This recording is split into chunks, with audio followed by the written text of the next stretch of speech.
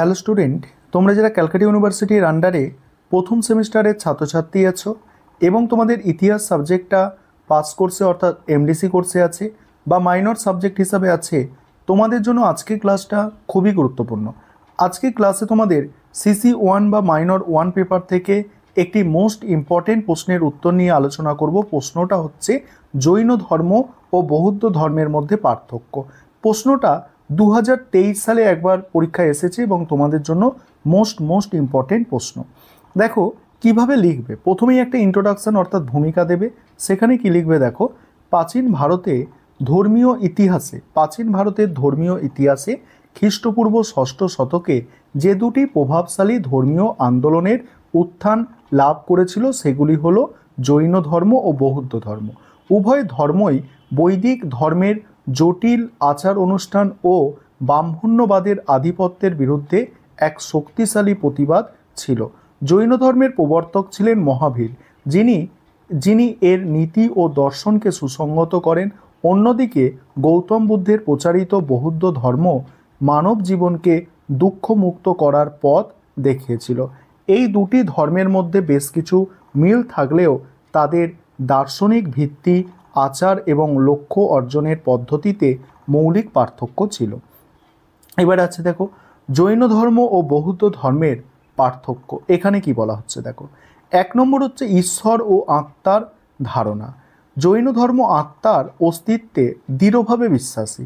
তাদের মতে প্রতিটি জীব ও জড়বস্তুর মধ্যে একটি চিরন্তন আত্মা বিদ্যমান। জৈন দর্শনে ঈশ্বরের ধারণা গৌণ, কারণ তারা একজন সৃষ্টিকর্তা ঈশ্বরের অস্তিত্বে বিশ্বাস করে না। এর বিপরীতে বৌদ্ধ ধর্ম আত্মাবাদ নীতিতে বিশ্বাস করে। বৌদ্ধ দর্শনের মতে কোনো শাশ্বত আত্মা বা সত্তার অস্তিত্ব নেই। মানুষ 5টি উপাদানের সমষ্টি মাত্র, যা অনবরত পরিবর্তনশীল। ঐতিহাসিক ব্যাসাম তার the wonder that was India গ্রন্থে এই পার্থক্য তুলে ধরেছেন।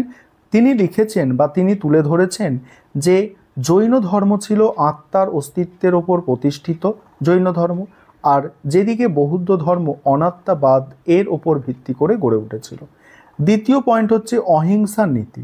জৈন ধর্মে অহিংসা হলো মূল ভিত্তি। জৈনরা যে কোনো ধরনের প্রাণীর প্রতি সহিংসতা থেকে বিরত থাকত, যা তাদের জীবনযাত্রাকে অত্যন্ত কঠোর করে তুলেছে। ঐতিহাসিক রমিলা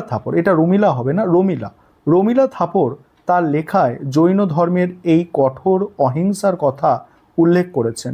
জৈন ধর্মের অহিংসা কেবল প্রাণী হত্যা পরিহারের মধ্যেই সীমাবদ্ধ ছিল না, বরং তা সূক্ষ্মতর স্তরেও জীবকে আঘাত না করার এক চরম আদর্শ ছিল। অন্যদিকে বৌদ্ধ ধর্ম অহিংসার গুরুত্ব থাকলেও এর প্রয়োগ তুলনামূলকভাবে কম কঠোর। বৌদ্ধরা ইচ্ছাকৃতভাবে প্রাণী হত্যা থেকে বিরত থাকেন, কিন্তু জৈনদের মতো তত সূক্ষ্ম স্তরের সতর্কতা তাদের মধ্যে নেই। তারপর হচ্ছে মোক্ষ ও নির্বাণ লাভের পথ। জৈন ধর্ম কঠোর তপস্যা, আত্মগ্রহণ ও শরীরকে কষ্ট দেওয়ার মাধ্যমে মোক্ষ লাভের উপর জোর দেয়। জৈন সন্ন্যাসীরা কঠিন উপবাসের মধ্যে দিয়ে নিজেদের আত্মাকে কর্মফল থেকে মুক্ত করার চেষ্টা করেন। অন্যদিকে বৌদ্ধ ধর্ম মধ্যপন্থার ওপরে ভিত্তি করে গড়ে উঠেছে। বুদ্ধ অতিরিক্ত ভোগবিলাস ও কঠোর আত্মনিগ্রহ উভয়কেই প্রত্যাখ্যান করে অষ্টাঙ্গিক মার্গ অনুসরণের কথা বলেছেন। ঐতিহাসিক ভিনসেন্ট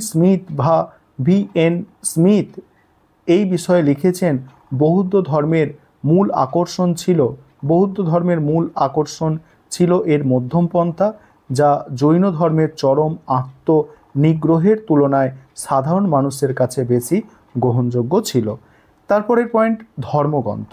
জৈন ধর্মের প্রধান ধর্মগ্রন্থগুলি হলো আগমস, যা তীর্থাঙ্করদের উপদেশ নিয়ে গঠিত। অন্যদিকে বৌদ্ধ ধর্মের প্রধান ধর্মগ্রন্থ হলো ত্রিপিটক, যা 3টি ভাগ বিনয় পিটক, সূত্র পিটক, অভিধর্ম পিটকে বিভক্ত এবং বুদ্ধের উপদেশ এবং সঙ্গের নিয়ম ও দার্শনিক তত্ত্বের ব্যাখ্যা প্রদান করে। তারপরের পয়েন্ট, জাতিভেদ প্রথা। উভয় ধর্মই প্রচলিত জাতিভেদ প্রথার বিরোধিতা করেছিল, তবে জৈন ধর্মে পুরোপুরি জাতিভেদ প্রথার বিলুপ্ত না হলেও বৌদ্ধ ধর্মে এর বিরুদ্ধে আরও সরাসরি প্রতিবাদ করা হয়েছিল। বুদ্ধদের সঙ্গ সব জাতির মানুষের অবাধ প্রবেশাধিকার ছিল। ঐতিহাসিক ডক্টর বি.আর. আম্বেদকর এই বিষয়ে বলেছেন, বৌদ্ধ ধর্ম ছিল এক বিপ্লবী আন্দোলন যা জাতিভেদ প্রথার শেকল ভেঙে সাধারণ মানুষের জন্য সাম্যের পথ খুলে দিয়েছিলেন। আর এখানে বি.আর. আম্বেদকর, তোমরা অনেকে হয়তো বি.আর. আম্বেদকরকে সংবিধান রচয়িতা হিসাবে জানো, কিন্তু তিনি একজন ঐতিহাসিকও ছিলেন, অর্থাৎ তিনি ইতিহাসও রচনা করেছিলেন। তারপর হচ্ছে সাম্যবাদ। জৈন ধর্মে সন্ন্যাস গ্রহণকে মোক্ষ লাভের জন্য অপরিহার্য মনে করা হয়। তা বলছে তাদের দিগম্বর ও শ্বেতম্বর দুটি প্রধান সম্প্রদায়ের সন্ন্যাসীদের কঠোর নিয়ম পালন করতে হতো। আর বৌদ্ধ ধর্মে সন্ন্যাস প্রথা প্রচলিত, তবে এর নিয়ম তুলনামূলকভাবে শিথিল। বৌদ্ধ ভিক্ষুকরা সংঘে বাস করেন এবং সহজ জীবনযাপন করেন। তারপরে হচ্ছে নারী ও মোক্ষলাভ। জৈন ধর্মে দিগম্বর সম্প্রদায় বিশ্বাস করেন যে নারীরা মোক্ষলাভের যোগ্য নয়, অন্যদিকে শ্বেতাম্বর সম্প্রদায় এই বিষয়ে উদার।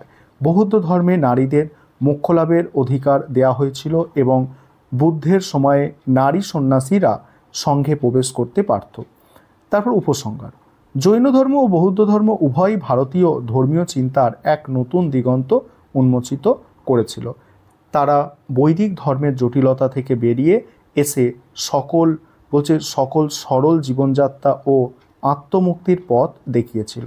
যদিও উভয় ধর্মের মধ্যে অহিংসা, কর্মফল এবং পুনর্জন্মের মতো ধারণার মিল ছিল, তাদের মোক্ষ লাভের পদ্ধতি, দার্শনিক দৃষ্টিভঙ্গি এবং আত্মার ধারণার সুস্পষ্ট পার্থক্য ছিল।